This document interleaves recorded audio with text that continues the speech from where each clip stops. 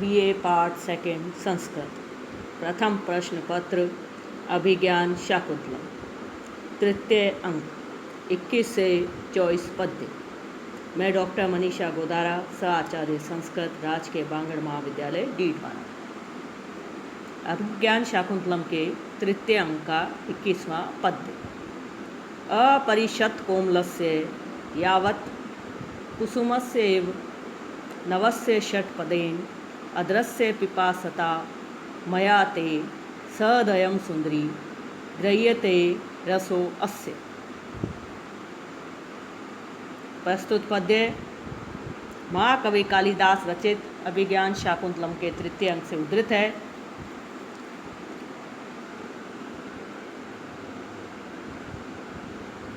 इस पद्य में राजा दुष्यंत शकुंतला से कहता है। पद्य का अन्वय इस प्रकार होगा। हे सुंदरी, यावत् षट्पदेन अपरिषत् कोमलस्य नवस्य कुसुमस्य इव पिपासिता मया ते अस्य अपरिषत् कोमलस्य अद्रस्य रस सदयं गृह्यते। शब्दार्थ: षट्पदेन भंवरे के द्वारा। अपरिषत् कोमलस्य अनास्वादित तथा सुकुमार, पिपासिता प्यासे, गृह्यते पिया जाता है। अनुवाद: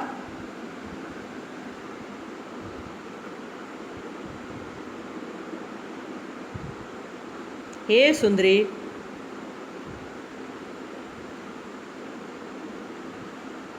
जब तक भ्रमर के द्वारा अनास्वादित और सुकुमार नवीन पुष्प के समान प्यासे मेरे द्वारा तुम्हारे इस अक्षत अधर का रस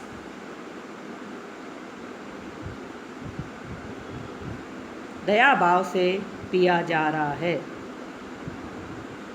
अनुवाद: हे सुंदरी, जब तक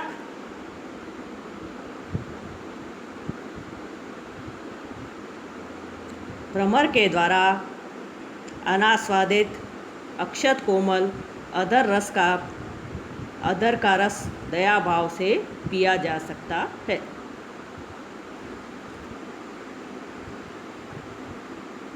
व्याख्या: शकुंतला जब राजा से आग्रह करती है कि वह उसे छोड़ दे, तब दुष्यंत कहता है, छोड़ दूंगा। शकुंतला पूछती है, कब छोड़ दोगे?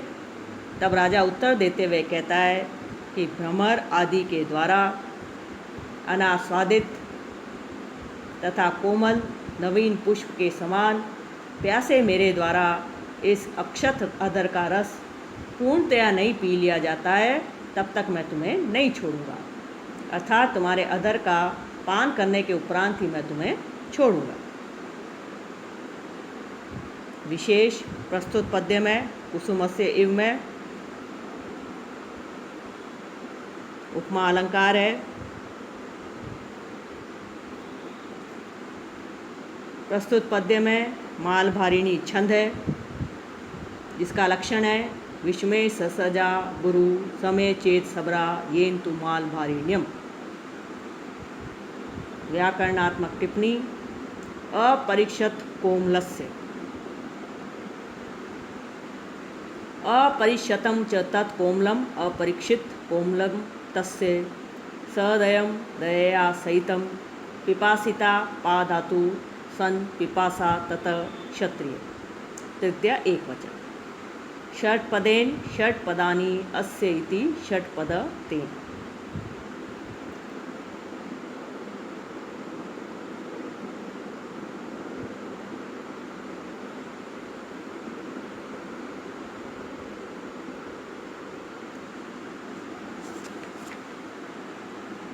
बाईसवां पद्य।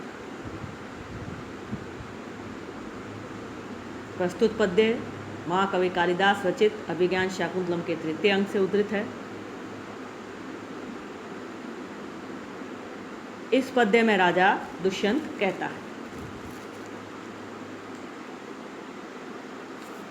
कि अहो अभीष्ट वस्तु की जो उपलब्धि है विघ्नों से होती है, क्योंकि मैंने। इस पद्य में राजा दुष्यंत अपनी चेष्टाओं का वर्णन कर रहा है। मुहुर अंगुली संवृत अद्रोष्टम प्रतिषेध अक्षर विक्लव अभिरामम मुखम मुखम अंश विवर्ति पक्षमलाक्ष्या कथम अपि उन्नमितम न चुंबितम तु। अन्वय पक्ष्म लाक्ष्य मुहुः अंगुली संवृत अद्रोष्टम प्रतिषेध अक्षरम प्रतिषेध अक्षर विक्लव अभिरामम अंश विवर्ति मुखम कथम अपि उन्नमितम न तु चुंबितम।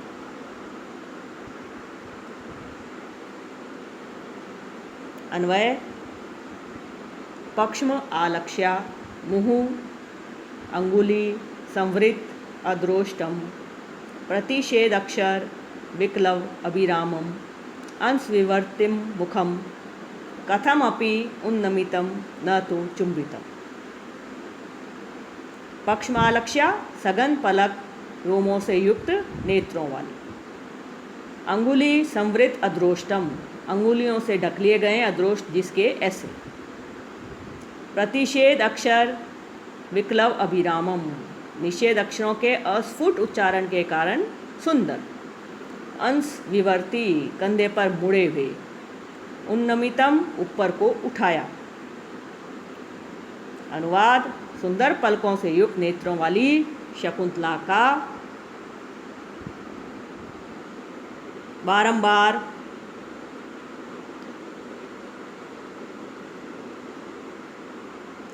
उंगलियों से ढक लिए गए हैं अद्रोष्ट जिसके ऐसे। निषेध अक्षरों के अस्फुट उच्चारण के कारण सुंदर कंधे की ओर मुड़े हुए मुख को येन केन प्रकारेण ऊपर को उठाया, किंतु चुंबन न कर सका। व्याख्या शकुंतला के लता कुंज से गौतमी के साथ चले जाने पर राजा उसी लता कुंज में आकर ठंडी सांस लेकर कहता है, ओहो इष्ट सिद्धि में बहुत से विघ्न खड़े हो जाया करते हैं। राजा के लिए इष्ट सिद्धि शकुंतला का चुंबन लेना था, परंतु उसे लेने में सफल नहीं हो सका, क्योंकि जब उसने प्रयास किया तो वह शकुंतला अंगुलियों से बार बार अपना अद्रोष ढक लेती थी। नहीं बस बस इत्यादि प्रतिषेध अक्षरों का उच्चारण करती हुई रोकती थी तथा चुंबन परिहारार्थ अथवा लज्जावश अपने मुख को कंधे की ओर मोड़ लेती थी। इन सब चेष्टाओं को करते हुए उसका मुख और भी सुंदर प्रतीत हो रहा था। राजा कहता है कि इस प्रकार के उस प्रशस्त एवं सघन लोमशाली नेत्रों वाली शकुंतला के मुख को येन केन प्रकारेण ऊपर तो उठाने में सफल हुआ, परंतु चुंबन न कर पाया।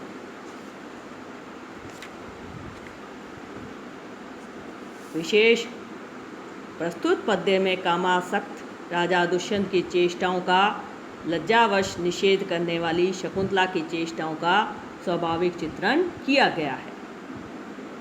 अंगुली संवृत अद्रोष्टम, प्रतिषेध अक्षर विक्लव अविरामम तथा अंश विवर्ती, इन तीन विशेषणों का क्रम बड़े चातुर्य के साथ रखा गया है।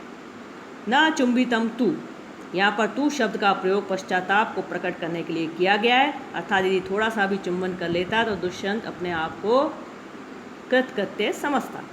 प्रस्तुत पद्य में अद्रोष्टम में अधर और ओष्ठ दोनों का एक ही अर्थ प्रतीत होता है, अतः यहाँ पुनरुक्तवद आभास अलंकार है। पुनरुक्तवद आभास अलंकार है। कथम अपि उन्नमितम, इस अर्थ के प्रतिपादन के लिए ऊपर दिए गए मुख के तीन विशेषण हेतुत्वेन कहे गए हैं, अतः काव्यलिंग अलंकार है। संपूर्ण पद्य में स्वभावोक्ति अलंकार है।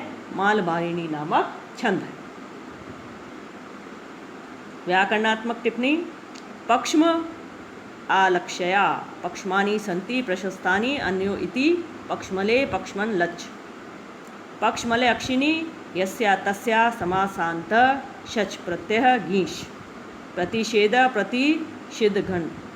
अंश विवर्ती अंश विवृत कर्तरी नीणी प्रत्यय।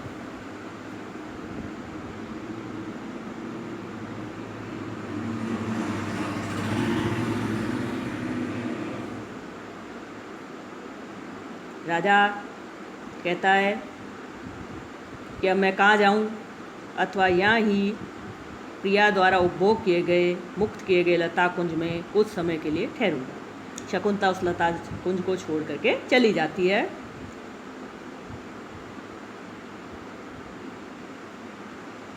अतः राजा शकुंतला के जाने के पश्चात उसके द्वारा उपभोग सामग्रियों को देखते हुए इस पद्य में कहता है।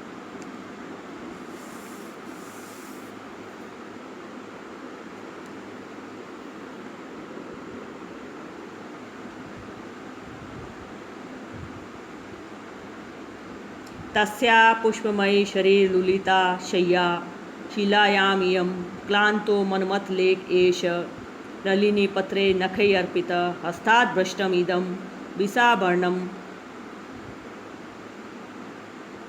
वर्णमित्या सज्जमान ईक्षणो निर्गंतुम सहसा न वेतस्ग्रहात् शक्नोमि शून्यात् अपि। अन्वय इयं शिलायाम तस्या शरीर लुलिता पुष्पमयी शय्या एष नलिनी पत्रे नखै अर्पित क्लांत मनमथ लेख इदं तस्या हस्तात् भ्रष्टं विसावर्णम इति आसज्यमान ईक्ष्ण अहम शून्यात् अपि वेतस्ग्रहात् सहसा निर्गंतुं न शक्नोमि। शिलायाम शिला पर, तस्या उस शकुंतला की, शरीर लुलिता शरीर से मसली गई, पुष्पमयी फूलों से युक्त, शय्या शयन, नलिनी पत्रे कमल लता के पत्ते पर, नखई नाखूनों से, अर्पितः लिखा गया, क्लांतः मुरझाया हुआ, मनमथ लेख कामपत्र, हस्ताद हाथ से, भृष्टम गिरावा, विसावर्णम कमललाल का कंकन, इति इस प्रकार से आसज्य मान ईक्षण आसक्त नेत्रों वाला, वेतस्ग्रहात् बैंत के कुंज से सहसा अचानक, निर्गुंतुम बाहर निकलने में, न नहीं शक्नोमी समर्थ हूँ। राजा दुष्यंत कह रहा है कि मैं ऐसा इस वेतस कुंज से निकलने में समर्थ नहीं हूँ। अनुवाद: यह सामने दिखाई देने वाली शैया पर उसकी देह से मसली हुई पुष्पों की बनी हुई शैया है। यह कमलिनी के पत्तों पर उसके नाखूनों से लिखा हुआ तथा संप्रति मुरझाया हुआ प्रेम पत्र है। यह उसके हाथ से गिरा हुआ कमलनाल का आभूषण है। इस प्रकार इन वस्तुओं में आसक्त नेत्रों वाला मैं शून्य में वेतस कुंज से एक बार निकलने में असमर्थ हूँ। व्याख्या: राजा दुष्यंत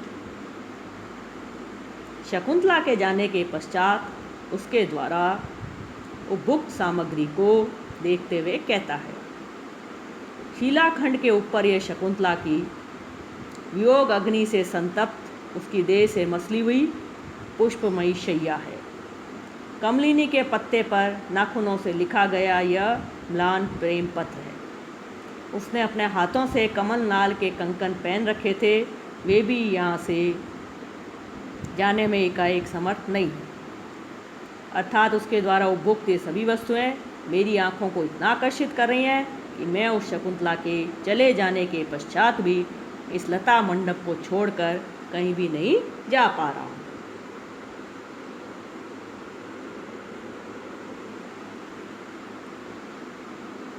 विशेष: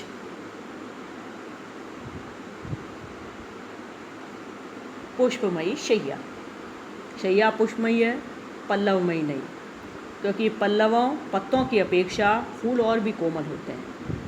इससे उसकी और अधिक कोमलता ध्वनित होती है। इससे इस बात की ध्वनि निकलती है कि शकुंतला और भी अधिक कोमल है। एषा इससे प्रेम पत्र का समीपतर होना द्योतित होता है, क्योंकि एतत् शब्द का प्रयोग समीपवर्ती अर्थ में होता है। प्रस्तुत पद्य के द्वारा राजा ये कहना चाह रहा है कि शकुंतला के द्वारा उपभुक्त सामग्री पुष्पमयी शैया, मनमथ लेख तथा हस्तपतित मृणाल का आभूषण उसके मन को अत्यधिक बहला रहे हैं, इसलिए वह उस लता कुंज से बाहर जाने में असमर्थ है। इस प्रकार लता कुंज से बाहर न जा सकने के कारण असज्यमान ईक्षण है, अतः पदार्थ हेतु काव्यलिंग अलंकार है।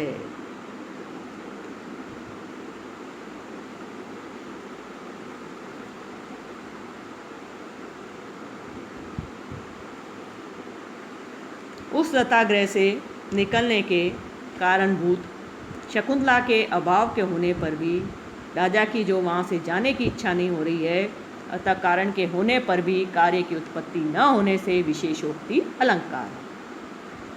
इसके विपरीत उस लतागृह में शकुंतला के होने रूप कारण के न होने पर भी राजा दुष्यंत वहाँ रह रहा है, अतः कारण न होने पर भी कार्य हो रहा है, अतः विभावना अलंकार है। प्रस्तुत पद्य में शार्दुल भी पीड़ित छंद है।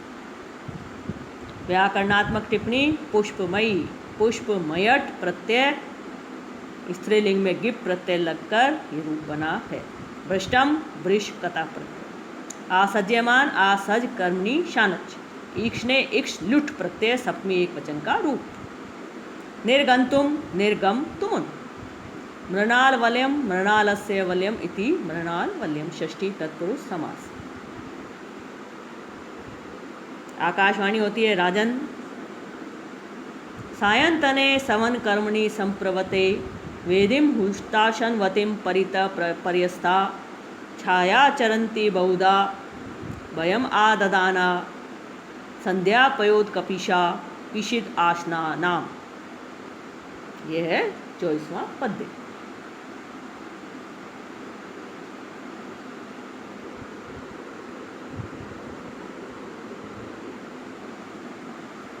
अन्वय सायंतने सवन कर्मणि संप्रवते हुताशनवतिम वेदिम परितः पर्यस्था संध्यापयोद कपिशः भयम आददानः पिशित आसनानां छाया बहुधा चरन्ति।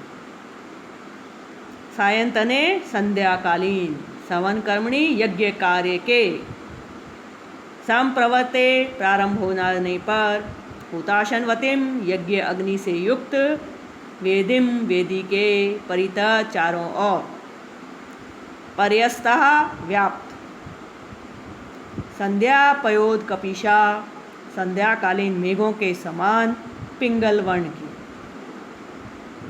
भयम आददानः भय उत्पन्न करने वाली पिशित आसनानाम मांसाहारी राक्षसों की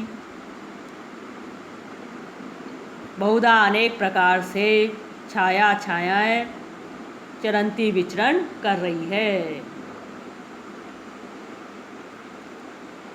अनुवाद। सायंकालीन यज्ञ कार्य के आरंभ होने पर अग्नि से युक्त वेदी के चारों ओर व्याप्त सायंकालीन मेघों के समान पिंगल वर्ण की भय उत्पन्न करने वाली राक्षसों की परछाइयाँ अनेक प्रकार से विचरण कर रही हैं। व्याख्या। उक्त पंक्तियाँ आकाशवाणी द्वारा राजा को उसका कर्तव्य याद दिलाने के लिए कही गई है।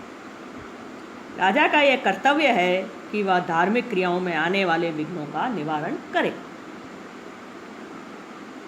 राजा से कहा गया है कि संध्या समय में होने वाले यज्ञ आश्रम में प्रारंभ हो गया है। होने वाला यज्ञ आश्रम में प्रारंभ हो गया है। यज्ञ में विघ्न उत्पन्न करने के उद्देश्य से मांसाहारी पिशित आसना नाम मांसाहारी राक्षस आकाश में घूमने लगे हैं। उनकी काली पीली भयानक परछाइयाँ पृथ्वी पर पड़ रही हैं। अतः राजा को इन राक्षसों का विनाश करने के लिए प्रवृत्त होना चाहिए। विशेष छाया चरंती महर्षि कनव के रहने पर उनके प्रभाव के भय से ये राक्षस विघ्न नहीं उत्पन्न करते थे, परंतु इस समय वे आश्रम में नहीं हैं, अतः राक्षस ऋषियों के यज्ञ में बाधा उत्पन्न कर रहे हैं। इसलिए यज्ञकर्ता ऋषि राजा को पुकार रहे हैं। प्रस्तुत पद्य में भयम आददानः का कारण राक्षसों की छाया का चारों ओर व्याप्त होना है, अतः यह काव्य लिंग अलंकार है। संध्या पयोद कपिशः, यहाँ उपमावाचक पद पद लुप्त है, परंतु समास अवश्य, अतः समास गा वाचक लुप्तोपमा अलंकार है। प्रस्तुत पद्य में भयानक रस है। प्रस्तुत पद्य में वसंत तिल का छंद है, जिसका लक्षण है उक्ता वसंत तिल का तब जा जगऊ ग। व्याकरणात्मक टिप्पणी सायंतने सायं भवम सायंतनम सायं त्यू तुडागने विभक्ति कार्य संप्रवर्ते संप्रिवृत कतर आददाना आधा शानच पिशिताशनानां पिशितम अशनम येषां तेषां ब्रवी समास। तृतीय अंक समाप्त होता है।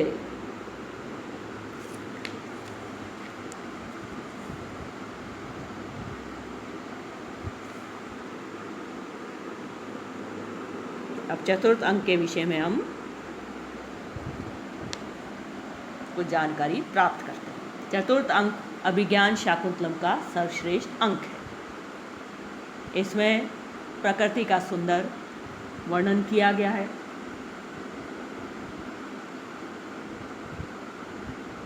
महर्षि कणव द्वारा शकुंतला को अपने पति के घर भेजा जाता है, अतः इस पद्य में शकुंतला की विदाई का सुंदर वर्णन किया गया है।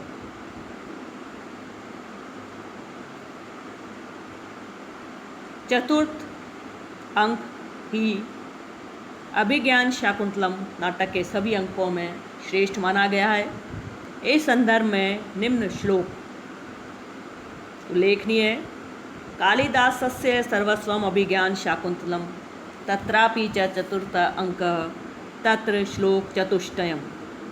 कालिदास का सर्वश्रेष्ठ ग्रंथ है अभिज्ञान शाकुंतलम, उसमें भी चतुर्थ अंक श्रेष्ठ है और चतुर्थ अंक में भी 4 श्लोक सबसे अधिक सुंदर हैं, सबसे अधिक श्रेष्ठ है। अथवा काव्येषु नाटकम रम्यम तत्रापि च शकुंतला तत्र रम्य चतुर्थो अंक तत्र श्लोक चतुष्टयम। अथवा इसको इस रूप में भी कह सकते हैं कि काव्यों में नाटक सबसे सुंदर है और नाटकों में भी सबसे सुंदर है अभिज्ञान शाकुंतलम, उसमें भी चतुर्थ अंक श्रेष्ठ है और चतुर्थ अंक में भी 4 श्लोक सबसे सुंदर है। प्रस्तुत अंक में नायिका शकुंतला की अपने पति के घर को विदाई प्रमुख घटना है। शेष कुसुम अवचयनम दुर्वासा का शाप आदि घटनाएं गौण है। इस अंक में मुख्यतः करुण रस की है, तथापि वह नायिका गत रति का उद्बोधक होने के कारण श्रृंगार का अंग बन गया है। प्रस्तुत अंक में प्रकृति का भी बड़ा सुंदर चित्रण किया गया। शकुंतला प्रतिदिन उन्हें जल प्रदान करती है, अतः वह उन्हें प्रेम करते हैं। तो वनस्पतियों द्वारा भी शकुंतला की विदाई के समय उसे उपहार दिए जाते हैं। यह प्रकृति प्रेम का उत्कृष्ट उदाहरण है जो अन्यत्र उपलब्ध होना मुश्किल है। प्रस्तुत अंक के प्रारंभ से लेकर पंचम अंक के 18वें श्लोक के उपरांत इति यथोक्तम करोति तक गर्भ संधि है। इस संधि का लक्षण है उद्भेद तस्य बीजस्य प्राप्ति अप्राप्तिरेव च पुनश्च अन्वेषणम यत्र स गर्भ परिकीर्तितः। अर्थात जहाँ बीज रूप में आरभ मुख्य कथा वस्तु का स्पष्टतया प्रकटीकरण हो जाए, पर उसकी प्राप्ति अर्थात फल प्राप्ति तथा अप्राप्ति दोनों ही साथ साथ चलती रहें। अप्राप्ति होने पर बार बार उसकी प्राप्ति के लिए उल्टा अन्वेषण किया जाए, वहाँ गर्भ संधि होती है। प्रस्तुत नाटक की पूर्व अंक त्रयगत संधियों में से तो प्राप्ति दिखलाई गई है, तथा इस अंक में दुर्वासा के शाप से अप्राप्ति तथा षष्ठ अंक में अंगुली मिल जाने से फिर फल प्राप्ति दिखलाई गई है, अतः यहाँ गर्भ संधि है। प्रस्तुत चतुर्थ अंक के प्रारंभ तथा प्रविश्यत कुसुम अवचयनम नाट्यंतौ सखी, इससे होता है, अर्थात फूलों के चयन का विनय करती हुई दोनों सखियाँ प्रवेश करती हैं। अनुसुईया कहती है, हे सखी प्रियम वदा, यद्यपि गांधर्व वृत्ति से विवाहित होकर सफल मनोरथ हुई शकुंतला अपने योग्य पति को प्राप्त करने वाली हो गई है, अतः मेरा हृदय चिंता रहित हो गया है। तथापि इतना तो विचारणीय ही है, प्रियंवदा कहती है वह क्या? अनुसुईया, आज वह राजर्षि दुष्यंत यज्ञ को समाप्त करके ऋषियों के द्वारा विदा किया हुआ अपने नगर में प्रवेश करके अंतःपुर में प्राप्त होकर यहाँ की घटित घटनाओं को स्मरण करता है अथवा नहीं, यह चिंता का विषय है।